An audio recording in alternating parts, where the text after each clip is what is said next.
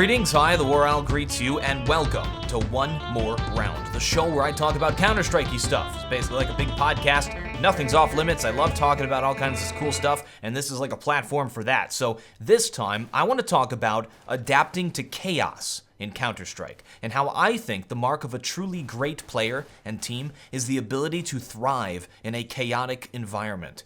The footage I'm showing you is from a professional player. I'll let you know who sometime during this video.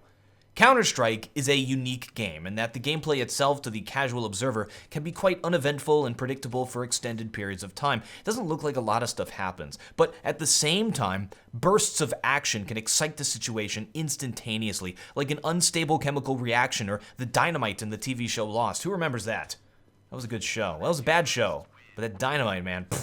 Alright, there's a rising action, a preparation as players move around the map, taking positions, getting intel on their opponents, and preparing for that inevitable confrontation.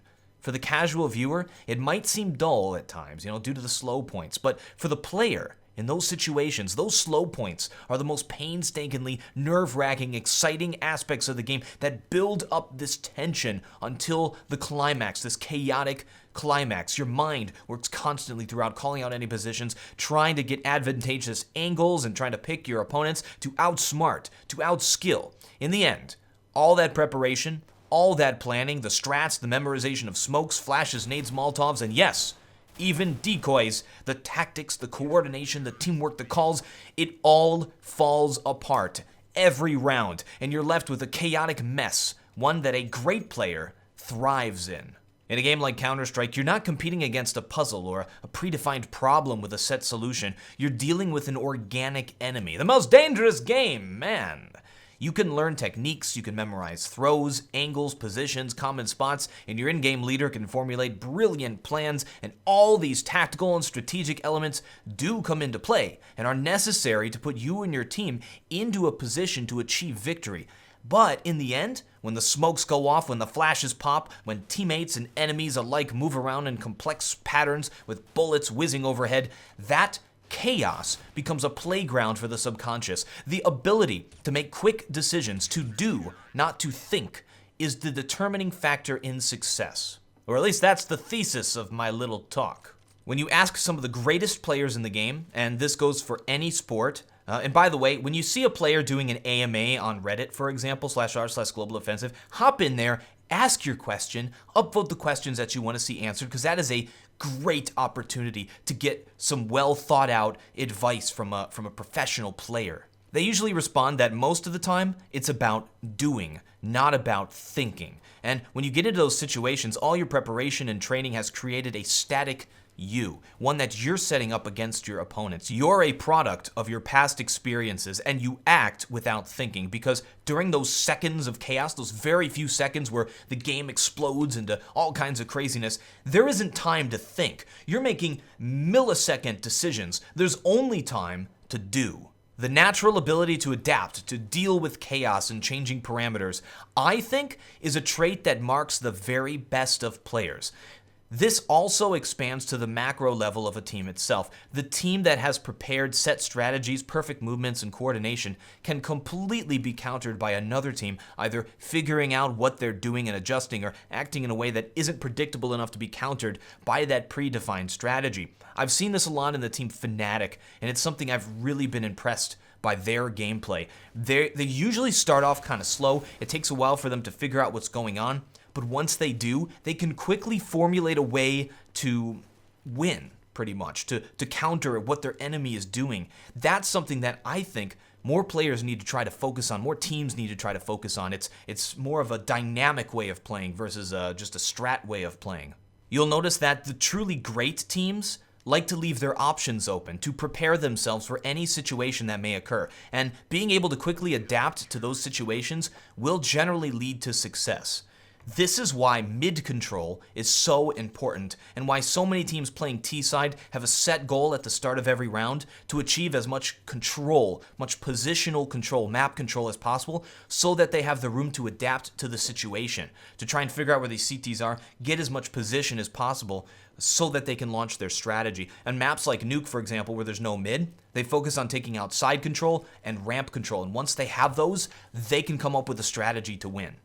On the CT side, you have player rotates, that is positioning. And while all this is going on, while all the craziness is going on, you're trying to figure out what Ts are trying to do, or better yet, you're trying to give false tells to the Ts to try and get them to do what you want to do. You're also trying to work on that positional advantage of knowing exactly what's going on the T side and setting yourself up the best way for success. I think this is what truly gives the game so much depth.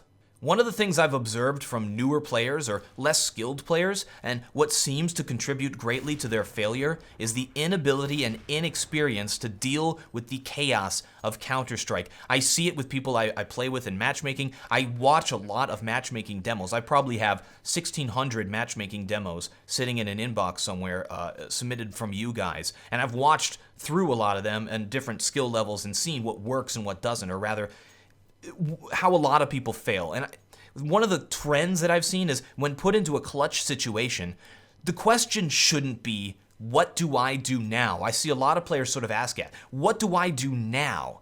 Honestly, it shouldn't come up at all. You should already know what to do. You should already be doing it because there's not time to think about it. Counter-Strike is a fast-paced game. You don't have time to sit there and think about how to retake a site. You have to already know how to do that. And while the different variables, player positioning, enemy smoke throws, etc., vary from round to round to where you never really have the same situation twice in a row, it's different every single round, you still need to know just what to do and act on it. And to me, this is an ability that makes a great player. It's about training yourself enough beforehand that you can react to any situation. You understand the core of the game, not how to react to if a player is in this position, for example. You need to be able to come up with that idea beforehand. It's understanding the map, understanding all the mechanics of the game. It's also just having that mind, allowing your subconscious to do all the work for you because you prepared yourself to be this warrior. The opposite of this is the inability to make a decision. You won't win every round. You're not always going to come up with the winning answer, but the sure way to failure is to sit around and ponder the question instead of attempting an answer, instead of go, go, go. You have a time limit in this game. Wayne Gretzky once said, "You miss 100% of the shots you don't take." I believe Wayne Gretzky is like some kind of professional curling player, or like shuffleboard. You know, the shuffleboard on, it's like, I think it's figure skating, right? Like men's figure skating, you know, the little dancing with the ribbons, Sorry, I was just testing to see if I could make Canadians upset in the comments. Anyway, he also said that a great hockey player is one that skates to where the puck is going to be, not where it is. This was an individual who thrived in that chaotic environment. This wasn't somebody who was bigger than the other guys, who was faster than the other guys. This was somebody who knew how to deal with chaos. We can learn a lot from this and apply it to Counter-Strike.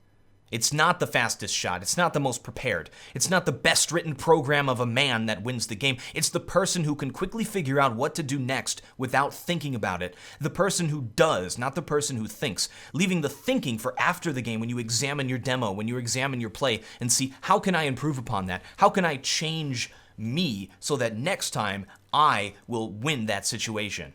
So who's that pro? It's Kenny S. By the way, the pro I'm showing in these videos has nothing to do with it, never has anything to do with the content of these videos. I talk about a lot of things. I talk about hacking. You can see smurfing, cheating, all kinds of crazy, nasty stuff in these videos. It has nothing to do with the professional player that I'm showing.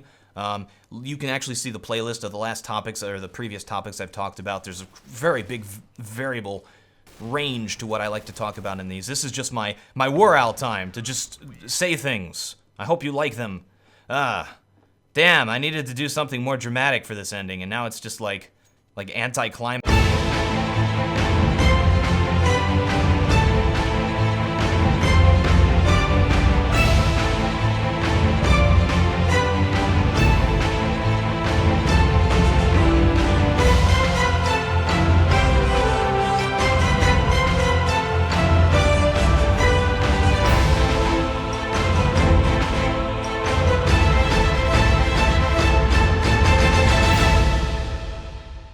In honor of making a video about the concept of chaos in Counter-Strike, I will now name my AK-47, my prized possession.